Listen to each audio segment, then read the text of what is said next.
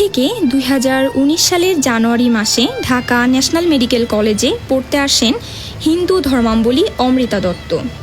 বর্তমানে তিনি Dhaka national medical কলেজের 4র্থ বর্ষের ছাত্রী। 2022 সালের এপ্রিল মাসে ফেসবুকের মাধ্যমে বাংলাদেশি যুবক আব্দুল ওয়াকিলের সঙ্গে তার পরিচয় হয়। পরে তাদের মধ্যে প্রেমের সম্পর্ক গড়ে ওঠে।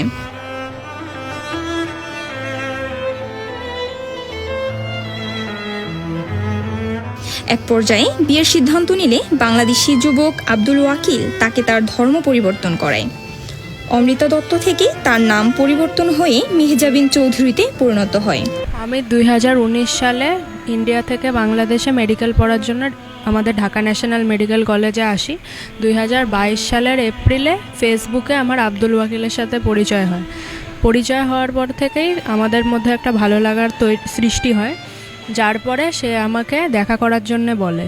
তারপরে তার বাড়ি হচ্ছে ময়মনসিংহে আর আমি পড়ি ঢাকাতে। সে আমাকে দেখা করার জন্য বলে ঢাকাতে।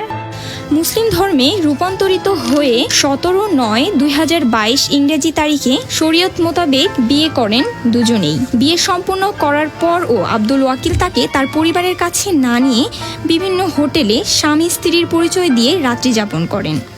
সে আমাকে দেখা করার জন্য বলে ঢাকাতে।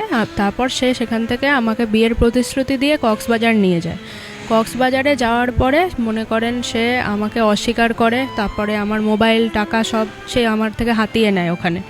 আমি তখন এতটাই ভয় পেয়ে যাই, আমি ইন্ডিয়াতে ব্যাক করি। ওখানে আমার মিডিয়াতে আর কি আমি এই ব্যাপারটা জানাই যে বাংলাদেশে আমার এরকম অঘটন ঘটেছে। তখন সে আমাকে দেশে ফিরে আসতে বলে ঢাকাতে, এবং বলে যে আমি তোমাকে বিয়ে করব আর এই নিউজ সব ডিলিট করে দিতে। এভাবে লুকোচুরি সম্পর্কে অমৃতা দত্ত বিরোধ করলে সে তাকে পরিবারের সাথে দেখা করাবে না বলে অমত করেন। তার উদ্দেশ্যটাই ছিল যে সে আমার সাথে সংসার করবে না, কিছু করে হোক তার যাতে শাস্তি না হয়, মামলা না হয়, এই কারণে। তারপরে আমি এসে বিয়ে করার পরে সে কিছুতেই আমাকে বাড়ি নিয়ে যায় না। আমি তার জন্য আমার ধর্ম পরিবর্তন করেছি। স্ত্রীর যথাযথ মর্যাদা চাইলে আব্দুল ওয়াকিল গত 6/4/2023 ইংরেজি একপাক্ষিক ডিভোর্স দেয়। এরই ধারাবাহিকতায় 7/5/2023 ইংরেজি তারিখ আব্দুল ওয়াকিল ওয়ারি থানাধীন ইব্রাহিম আবাসিক হোটেলে নিজেদের মধ্যে পুনরায় সম্পর্ক গড়ে তুলবে, ডিভোর্সের কাগজ প্রত্যাহার করবে, এই স্বীকারোক্তি দিয়ে হোটেলে নিয়ে যায়। তবে সে তাও আমাকে মেনে নেয়নি, তার বাড়িতে নিয়ে যায়নি। সে শুধু সন্তান নেওয়ার জন্য চাপ দিয়েছে। যখনই সে যৌতুকের দাবি করেছে আমি তার বিরুদ্ধে মামলা করেছি, কারণ এখানে আমার কেউ নেই, আমি ভয় পেয়ে গেছি। তারপরে সে আমাকে ডিভোর্স দিয়ে দেয়। সে যখন জানতে পারে যে আমি এখন প্রেগনেন্ট, সে আমাকে ডিভোর্স দিয়ে দেয়। একই তারিখ বিকেল আনুমানিক 4:34 ঘটিকায় মেহজাবিন চৌধুরীকে তার ইচ্ছার বিরুদ্ধে ধর্ষণ করেন। এভাবে করে আব্দুল ওয়াকিল বারবার সংসারের প্রলোভন দেখিয়ে ধর্ষণ করেন। ঢাকা ন্যাশনাল মেডিকেল কলেজের MBBS এর ছাত্রী অমৃতা দত্ত ওরফে মেহজাবিন চৌধুরী তার গর্ভে বয়ে বেড়াচ্ছে আব্দুল ওয়াকিলের সন্তানকে।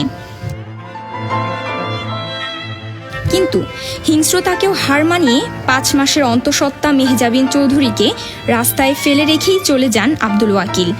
গর্ভে বেড়ে ওঠা সন্তানের দায়িত্ব নিতে নারাজ আব্দুল ওয়াকিল। সন্তানকে বাবার স্বীকৃতি পাওয়াতে দাঁড়ে দাঁড়ে ঘুরছেন নবমুসলিম হওয়া ভারতের নাগরিক অমৃতা দত্ত থেকে হওয়া Mehjabin Chowdhury.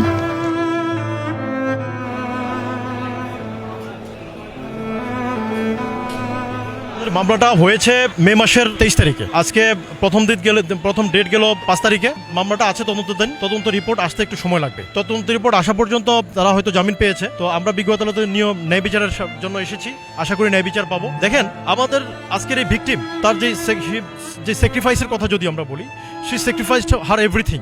She first time she changed her religion from Hindu two Islam, and she left her country, her country identity. She left her country India to Bangladesh. She left her family for what? For showing her love to that guy. But সেই ছেলেটির কাছ থেকে কি পেল? সে পেল প্রতারণা। আজকে আমার এই ভিকটিম, মামলার যে বাদী, সে 5 মাসের অন্তঃসত্ত্বা একটি গর্ভবতী নারী। এই শিশুর ভবিষ্যতে বা কী হবে? আজকে আমরা যদি ন্যায় বিচার চাইতে এসেছি, আশা করি ন্যায় বিচার আমরা পাবো, যেহেতু আমাদের দেশের প্রধানমন্ত্রী একজন নারী এবং এই দেশের শিক্ষামন্ত্রীও একজন নারী, সহ একাধিক মন্ত্রী আছে আমাদের নারী। সংসদেও অনেক সদস্য আছে মহিলা নারী। আমরা নারীর ক্ষমতায়নে বিশ্বাসী, আমাদের বাংলাদেশ সরকারও নারীর ক্ষমতায়নে বিশ্বাস করে। সেখানে ন্যায় বিচার নিশ্চিতের মাধ্যমেই আমরা দেখতে পাবো যে বাংলাদেশে নারীর ক্ষমতায়ন হয়েছে।